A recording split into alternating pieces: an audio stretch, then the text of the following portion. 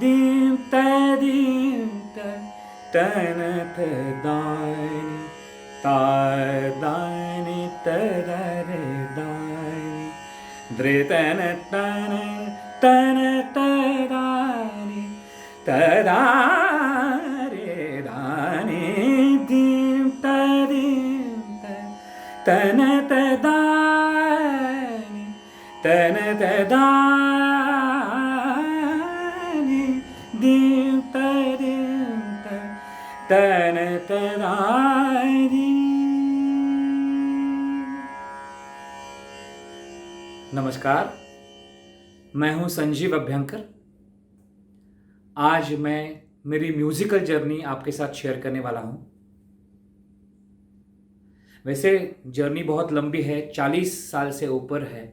मुझे पहला stage performance देके इस साल मतलब 2021 में 40 साल होने वाले हैं।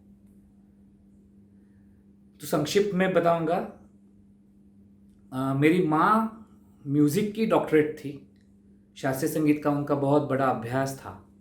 तो उन्होंने बचपन में ही जाना कि मुझे शास्त्रीय संगीत में बहुत लगाव है, 3 साल की उम्र से। और फिर मैं बहुत बड़े बड़े कलाकारों का एलपी, उस वक्त लॉन्ग प्ले रिकॉर्ड्स होती थी, वो उनको कहता था कि इसको लगाइए आप, प्रभात रे जी, उस्ताद बिस्मिल्लाह खां साहब।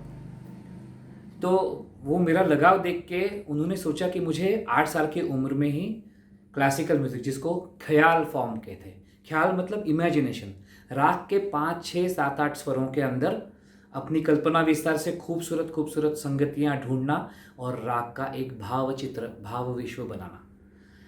तो उन्होंने मुझे उनके पहले गुरु पंडित गंगाधर व पिंपलखरे जी से सीखने के लिए भेजा, और साथ में वो भी मुझे सिखाती थी। और 3 साल के अंदर, मतलब जब मैं 11 साल का था, तब मैंने बम्बई में मेरा पहला जाहिर कार्यक्रम किया।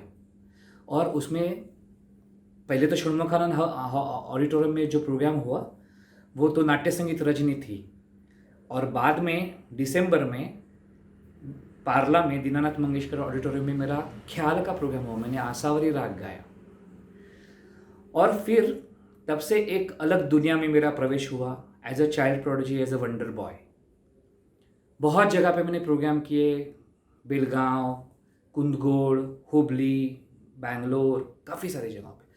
लेकिन वो प्रोग्राम मेरे पेरेंट्स इसलिए एक्सेप्ट करते थे कि मेरा रियाज उसके कारण बने। ऐसा नहीं कि चाइल्ड प्रोडिजी है तो जब 2-4 पैसे कमाएं या उसकी थोड़ी सी हवा हो जाए, लिटिल चैम्प करके सब लोग दुनिया उसको सिर पे उठाए, ये उद्देश्य नहीं था। उद्देश्य तो हर वक्त लॉन्ग टर्म ही था।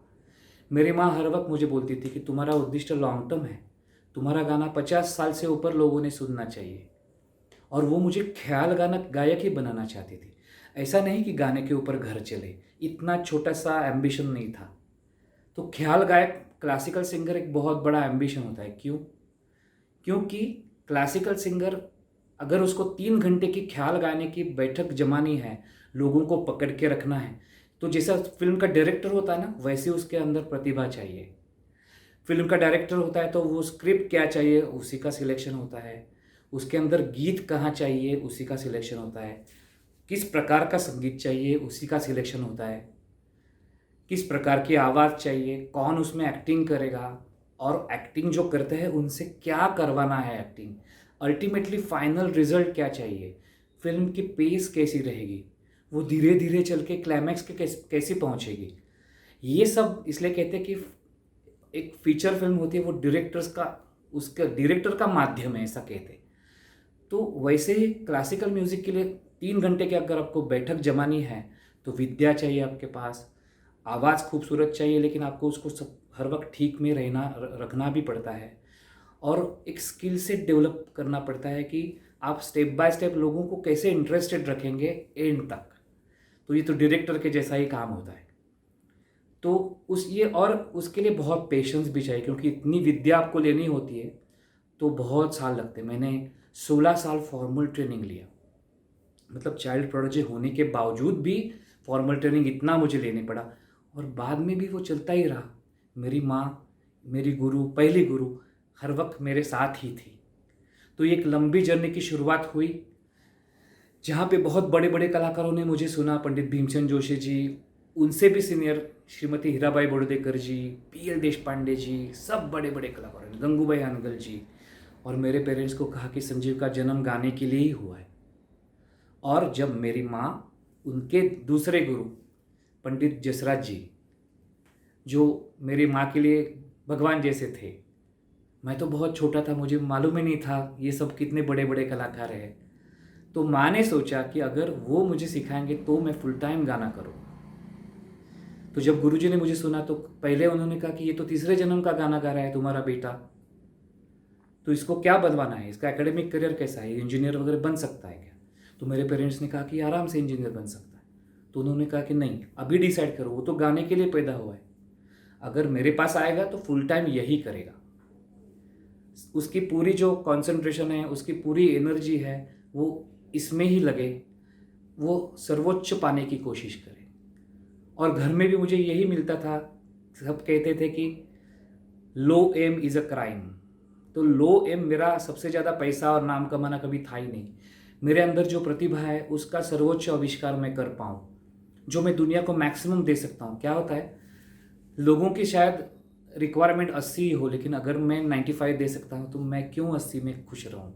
तो मेरा एम म्यूज़िकली बहुत बड़ा हो गया।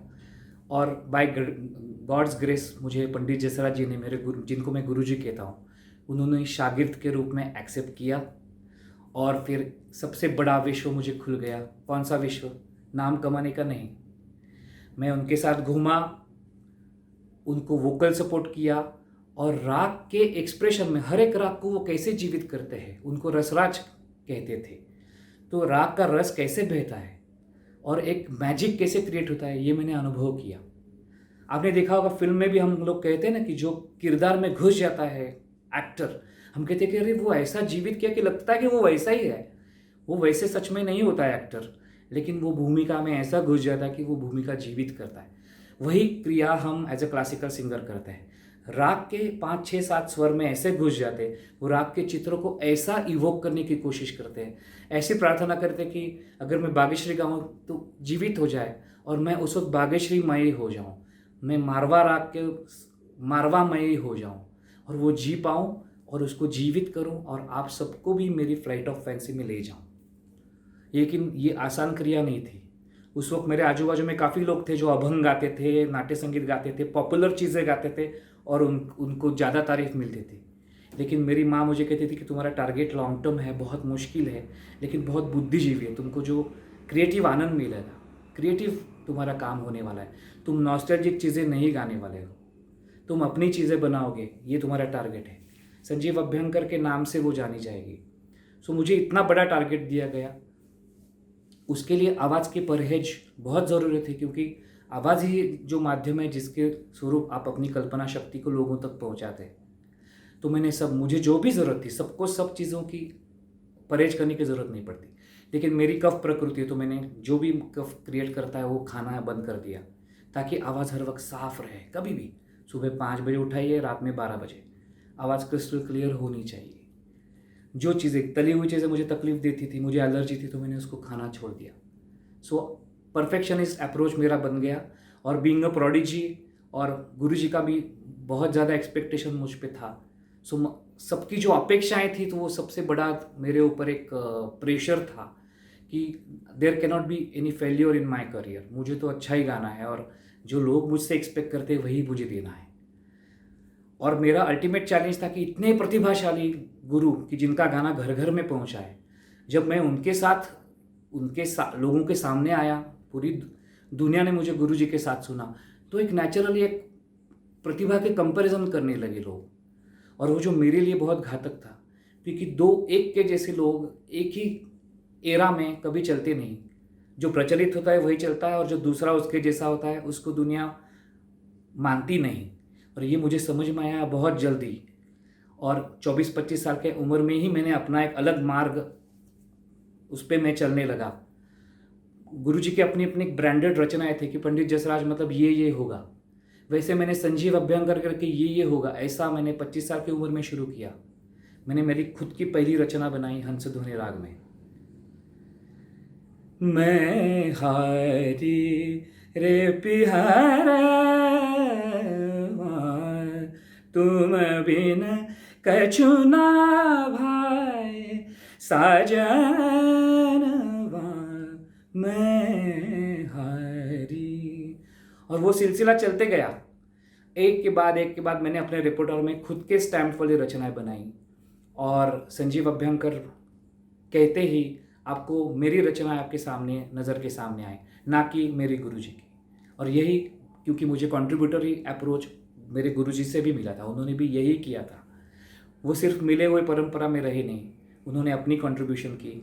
और मैंने भी यही रास्ता अख्तियार किया कि अगर उनसे मुझे 2 फ्लैट मिले हैं तो उसमें मैं अपने 2 फ्लैट ऐड करके मेरी जो संपत्ति है वो 4 फ्लैट की बनाऊँ, ना कि उनसे मिली हुई 2 फ्लैट में ही खुश रहूँ। सो ये सिलसिला अभी तक जारी है। And thanks to all the music lovers. उन्होंने जो भी मैंने काम किया, जो भी मैंने कंट्रीब्यूट किया, जो भी नई नई रिकॉर्डिंग्स की, सबको बहुत प्यार दिया, एक्सेप्ट किया, मुझे इनकरेज किया कि आप ये रास्ते पे चलिए, हमको सब पसंद आ रहा है आप जो कर रहे हो। So thank you everyone. और यही रास्ता मेरा आगे भी रहेगा।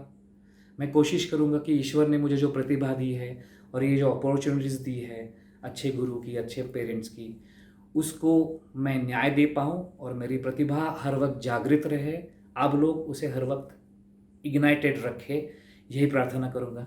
नमस्कार।